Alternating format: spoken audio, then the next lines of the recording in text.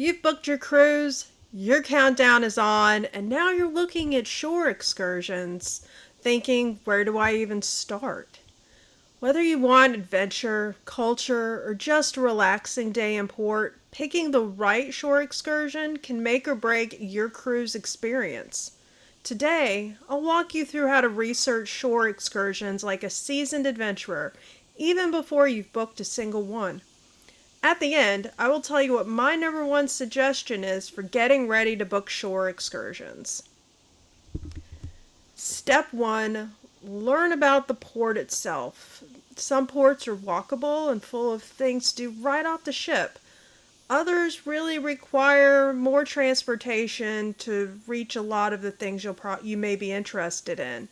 I think it's important to know where your ship will be docking, as some ports of call have multiple piers and not all cruise lines are going to dock at the same one.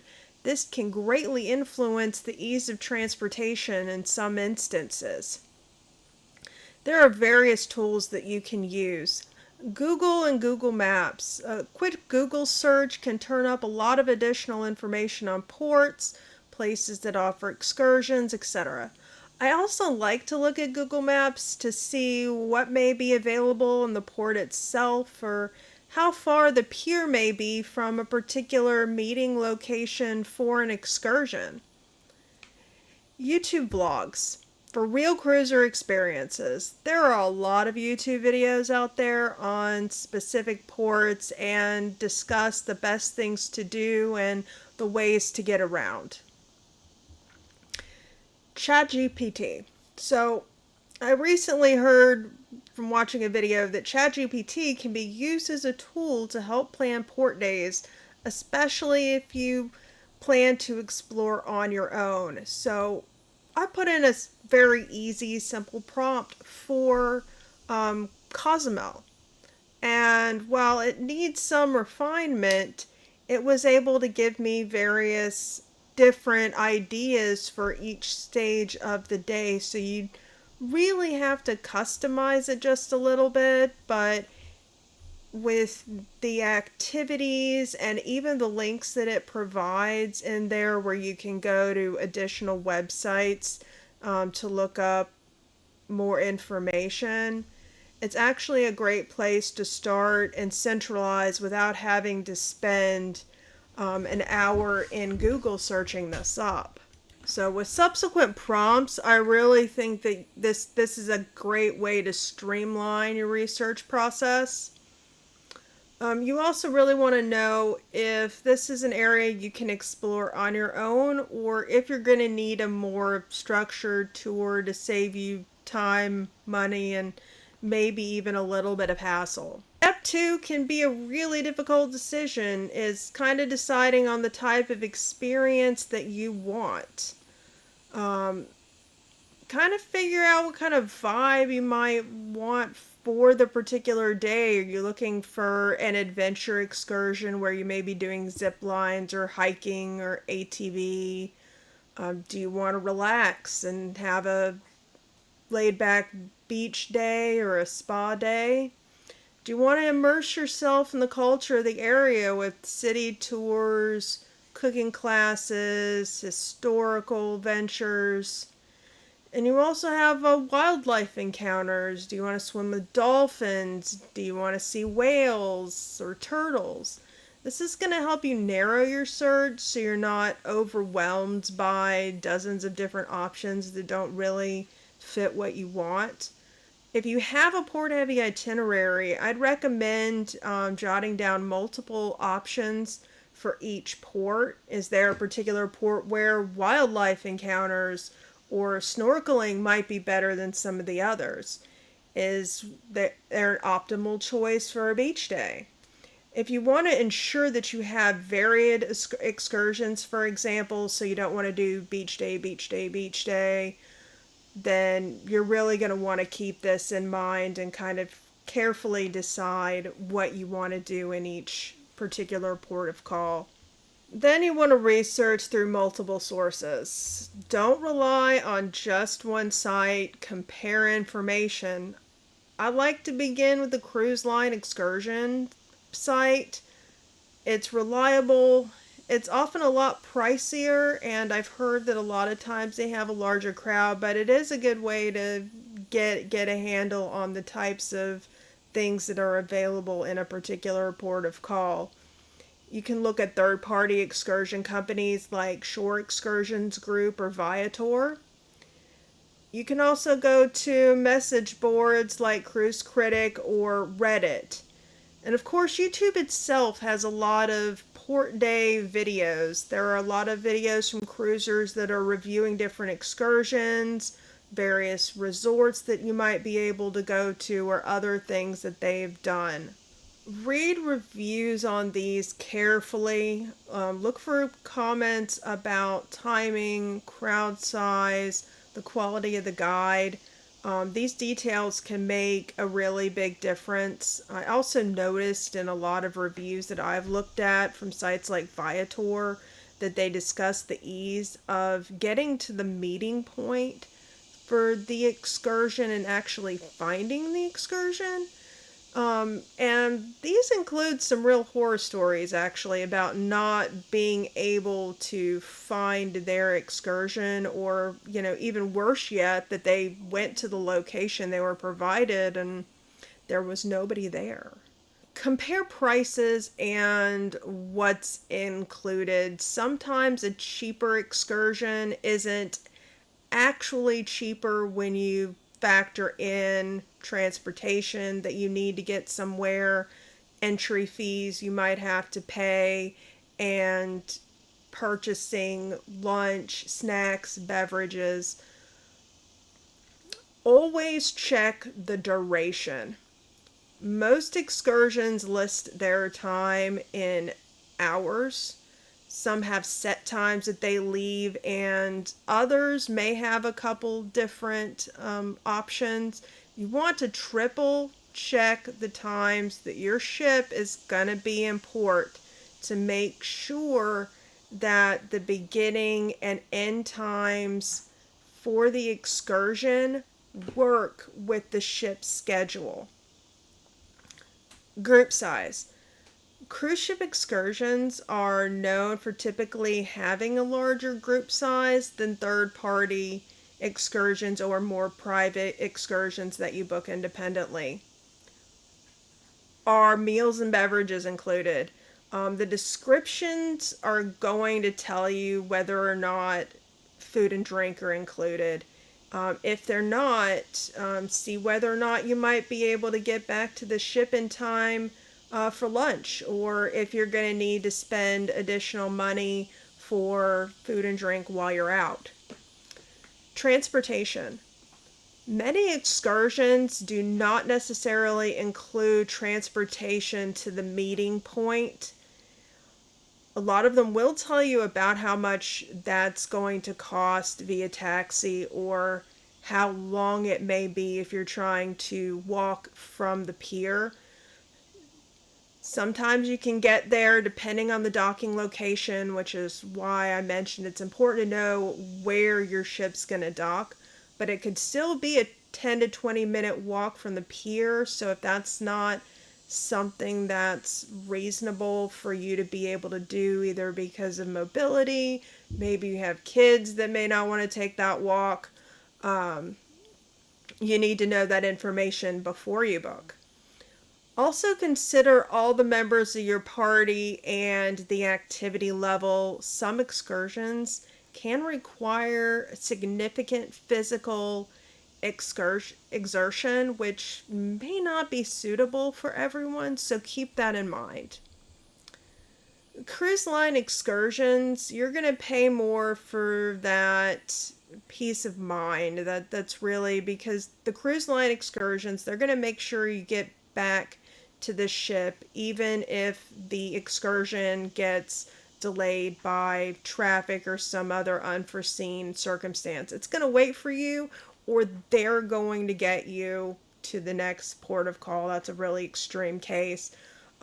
With the third party tours, you're going to need to make sure that the timing on them is rock solid. Their Shore Excursions group actually does give a back to ship guarantee. Not all of them do that though, so make sure that you really read up on that in advance. Make sure you look at all the costs before you make a final decision. You might be looking at an excursion that can be purchased through multiple mediums, so you might want to do some quick math and total everything up to the best of your ability to see what value is going to work best for you. We've talked a lot about timing, and timing's really everything when you're talking about shore excursions, especially if you're going to go and explore on your own or if you're going to book through a third party. Look at your ship's arrival and departure times. They're going to be different for each port. Some port stops can be pretty long, upwards of, 10 hours, and others might only be about 5. Either way, you're going to want to make sure that you allocate enough time to get to your excursion if you're booking one that leaves at a particular time. And even more importantly, to make sure that you're going to get back to the ship stress free. And this is especially true if your excursion is going to require separate transportation and they're not dropping you off right back at the pier. Because some excursions might start a little too early or too late to fit your schedule. I'd say probably a solid 1 to 2 hour buffer before the all aboard time is probably pretty important if you're exploring independently or with a third party provider. One of the big reasons that people choose cruise line excursions is because of that back to ship guarantee. As I mentioned, Shore Excursions Group, which is a third party site that offers various kinds of excursions, has the same guarantee, but at the same rate, most third party vendors are not really going to want you to miss your ship because that generates really bad reviews. So keep that in mind.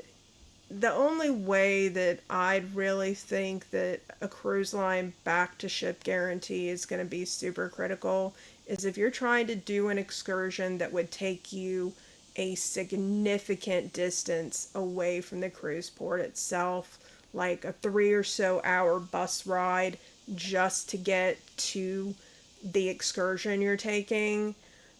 The security of the cruise line excursion at that point might really be worth the extra cost because there's a lot more with those that can go wrong. Check for special requirements. Some excursions might require specific types of clothing, physical ability, or even additional documentation. For example, if you're going ziplining, you're going to need closed-toed shoes.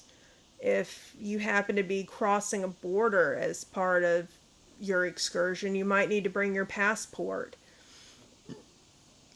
Swimming ability might be necessary for certain kinds of water activities. They also have age restrictions, and this is particularly important if you're traveling with children. Sometimes they won't let children under a certain age participate. So read the descriptions on any of the shore excursions you're looking at very carefully because they should document anything that you need to keep in mind. And if there are any restrictions on the excursion that might keep a person in your party from being able to participate. It's better to know about these in advance. So, one, you don't book that particular excursion in the first place, but two, you don't want to book it and then get to the meeting location and they tell you that somebody in your party is not going to be able to go, whether it be one of your kids or somebody that may have a medical condition or mobility issue that might limit them participating. I want to wrap up with a few final thoughts on the process and considerations that are involved. I think there are really two big supplemental questions that people ask regarding shore excursions. First is, do you always need to buy an excursion? The answer to this, in my opinion, is really kind of maybe, maybe not. It really depends on what you want to do. In some ports, you might be able to walk straight from the ship and into the main town area where you can shop, get a bite to eat at a local restaurant, and explore at your leisure. Others, you're probably going to require some kind of transportation. In the Caribbean, I'm finding that this is mostly going to be by taxi. Other areas, like in parts of Europe, you're going to have more accessible and less expensive public transportation options. In Cozumel, for example, one of the options I'm considering is simply taking a taxi into downtown San Miguel for a few hours. That's not going to require an excursion, and taxis there are plentiful and readily available around the terminal area and in downtown, so I'm not really worried about not being able to get back to the ship when I need to be. The second question is whether or not it's better to book through the cruise line or through a third party. The big appeal for the cruise line excursions is their simplicity, because the cruise line really takes care of everything, and you have that back to ship guarantee. You know that you're not going to be running down a pier trying to catch a ship that's starting to pull away. However, they tend to be, but not always, more expensive and more crowded than booking through a third party vendor. I've started looking through Royal Caribbean's excursions because it's a good place to find ideas about what's available in general. And I do take a note of how much these cost. Sometimes they have some pretty good sales on their shore excursions. And, be sure that if you want to go the third party, that it's going to be a reputable vendor and that you read the fine print regarding cancellations and payments. Shore Excursions Group, which does have a back to ship guarantee, and Viator are probably my two recommendations to start looking. If you're interested in spending a day at an all-inclusive resort, Resort for a Day is also a good option. I'll throw links to these in the description so you can go and check them out. But going through these tools is really going to get you an idea for how much they cost. There could be 3 different ways to get to the same exact excursion. Choosing the right shore excursion doesn't have to be stressful. With the right tools and a little bit of research, you can make every day you spend in port unforgettable, because that's really what the cruise is all about. If you found this guide to be helpful in any way, please hit the subscribe button and join our Roll for Boarding crew. We'll help you level up your cruise game from booking to boarding. My question of the day today is, what is your dream shore excursion? Let me know in the comments. I reply to every single one.